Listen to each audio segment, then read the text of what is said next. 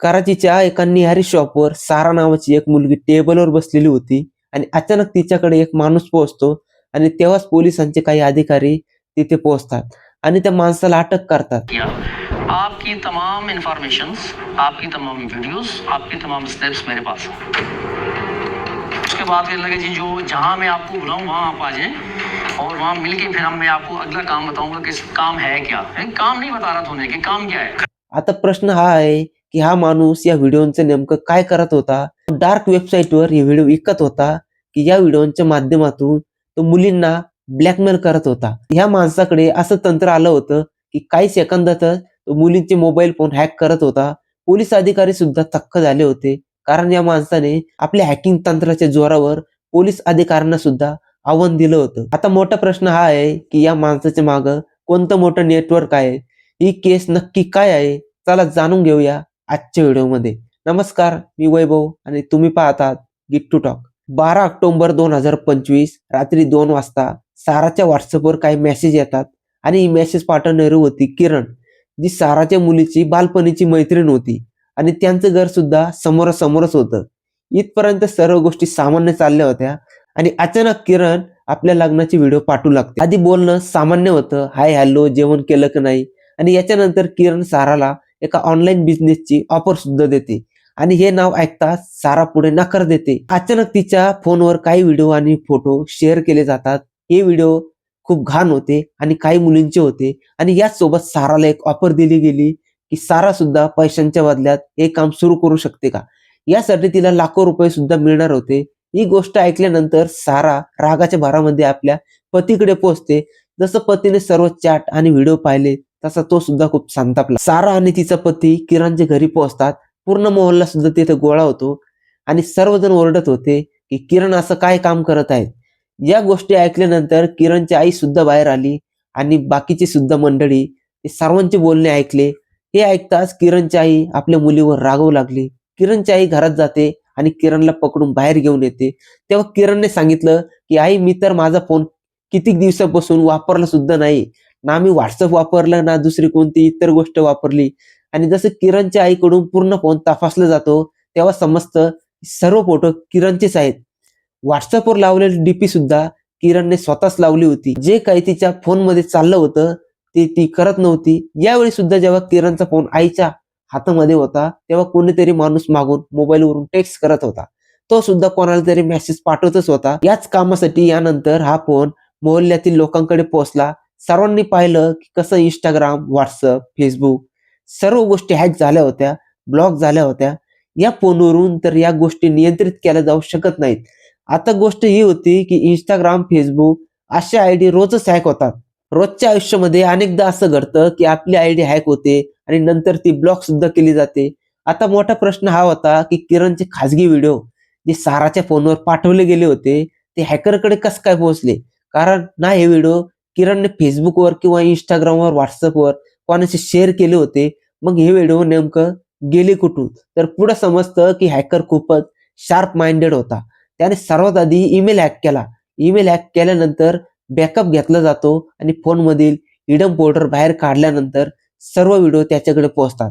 आता या व्हिडिओना तो पुढे किरणच्या कॉन्टॅक्ट सोबत शेअर करतो आणि या कामासाठी मनवण्याचा तो प्रयत्न करतो. जीमेल आयडी हॅक करण्यासाठी वेगळे लिंक्स आहेत, व्हॉट्सअपच्या वेगळ्या आहेत, सोशल मीडियाचे जे तुमचं फेसबुक आहे आणि त्याच्याशिवाय तुमचं जे इन्स्टा आहे त्याच्यावर सुद्धा वेगळ्या. आता याच्यानंतर सर्वात मोठा प्रश्न हा आहे की शेवटी हा हॅकर पकडला कसा गेला.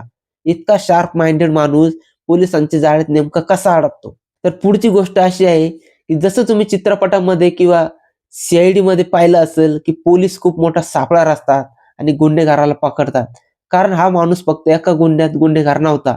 त्याने 1-2 नाही तर पूर्ण 400 गुन्हे आपल्या आधीच्या काळात केले होते, जे यावेळी समोर येणार होते. एखाद्या मोठ्या हॉलिवूड चित्रपटासारखं सर्व जाळं विणलं गेलं होतं आणि 17 नोव्हेंबर 2025 ला राठोड लाईन कराची एका निहारी शॉपमध्ये सर्व गोष्टी सेट केल्या जातात. आपापसात असा सल्ला केला की तुम्हाला कुठं जायचं नाहीये, म्हणजे तुम्हाला कुठं पाठवण्याचा धोका आम्ही घेणार नाही. खरं तर तो त्यांना ट्रॅप करत होता. सारा सर्वात आधी एका टेबलवर जाऊन बसते. त्याच्यानंतर थोड्याच मिनिटात तिथे हॅकर पोहोचतो. नकाब घातलेला हा माणूस जसा निहारी शॉप मध्ये शिरला तसं आसपास साध्या वेशातील सर्व पोलीस अधिकारी सावध होतात. आधी तर सारा हसून बोलायला सुरुवात करते. दोघं सुद्धा कम्फर्टेबल होतात. सर्व बोलणं चालूच होतं आणि तेव्हाच हॅकरला वाटतं की यावेळी मासा स्वतःहून त्याच्या जाळ्यात अडकला आहे. पण त्याला माहित नव्हतं की आज त्याला निहारीचे जेवण नाही तर पोलिसांच्या बेड्या मिळणार आहे. तिथं आल्यानंतर सुद्धा त्याचं वागणं अगदी एखाद्या अशिक्षित न शिकलेल्या माणसासारखंच होतं, ज्याला साधं मॅनर्स नसतात आणि अगदी तसंच वागत होता जसं की त्याला कशाचीच कल्पना नाही. तो एकदम कम्फर्टेबल झाला होता. आता त्याने साराला त्रास द्यायला सुरुवात केली. तो बोलत होता की माझ्यासोबत चाल आणि सर्व कामं कर. त्याने साराला स्पर्श करण्याचा प्रयत्न सुद्धा केला. तेव्हा साराने त्याचा फोन काढला आणि तिचा फोन काढला आणि एकच ओळ टाईप केली की प्लीज अरेस्ट हिम. आणि तेव्हाच अचानक साध्या वेशातील पोलीस या माणसावर तुटून पडतात आणि त्याला ते अटक करतात. आणि सर्वात आधी त्याच्याकडून पकडला जातो तो म्हणजे त्याचा मोबाईल फोन. याच्यामध्ये अशा गोष्टी समोर येते जी आतापर्यंतच्या सर्व गोष्टींना मागं सोडते आणि एक नवीन वळण या घटनेमध्ये येते. अजून सुद्धा पोलिसांना हे माहित नव्हतं की हा माणूस तोच आहे जो व्हॉट्सअपवर मेसेज पाठवत होता, की त्याने पाठवलेला दुसरं कोणी मुलगा आहे. तर सर्वात आधी पोलीस त्याला अटक केल्यानंतर त्याचा मोबाईल फोन हिसकावून घेतात. आता आतून निघालेला एक कीपॅडवाला फोन ज्यामध्ये नॉर्मल सिम होतं आणि त्याहून काहीच मिळालं नाही.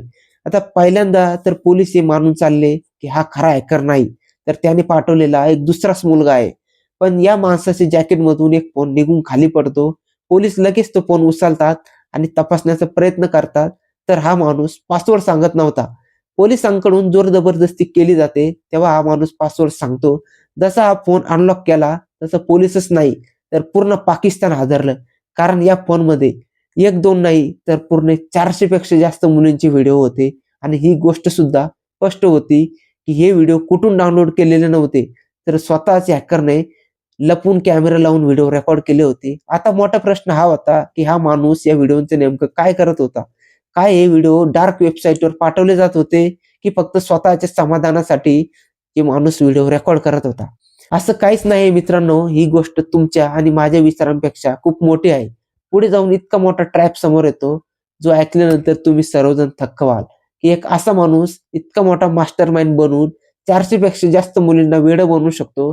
तर सर्वात आधी गोष्ट समोर येते, की हा मुलीशी बोलायला एकदम सुरुवात करतो. ऑनलाईन बिझनेस करण्याची संधी देतो. आता काही समजूतदार मुली या जाळ्यातून बाहेर पडतात. पण काही कमकुवत मुली त्याच्या जाळ्यात अडकतात आणि ऑनलाईन काम सुरू करतात. याच वेळी हा माणूस मुलींकडून पैसे काढून घेतो आणि एकदम गायब होऊन जातो. आणि याच्यानंतर ज्या मुली ज्याला आवडतात त्याच्याशी चुकीचं बोलणं करतो आणि त्यांना भेटायला बोलावतो. आणि याच दरम्यान हे छुपे व्हिडिओ तो रेकॉर्ड करतो. आता हा माणूस या गोष्टी इतक्या वेळा करून चुकला होता, की तो स्वतःला एक परफेक्ट माणूस मानू लागला होता. पण त्याला काय माहित होतं, की यावेळी गेम त्याच्यावरच उलटणार होता. सारा जी या माणसाला वाटलं, की त्याच्या जाळ्यात अडकली आहे, त्याला भेटायला तयार झाली आहे. ही वस्तुस्थिती ही होती, की तिच्या मागे पोलिसांचं एक खूप मोठं प्लॅनिंग आहे, ज्यामध्ये आज हा माणूस अडकणार आहे. पोलीस या माणसाला अटक करतात, कोर्टात नेलं जातं आणि त्याला शिक्षा होते. तर कृपया माझी तुम्हाला विनंती आहे, न तपासता कोणत्याही मेसेजवर तुम्ही क्लिक करू नका. कारण हे एक क्लिक तुमचं आयुष्य उद्ध्वस्त करू शकतं.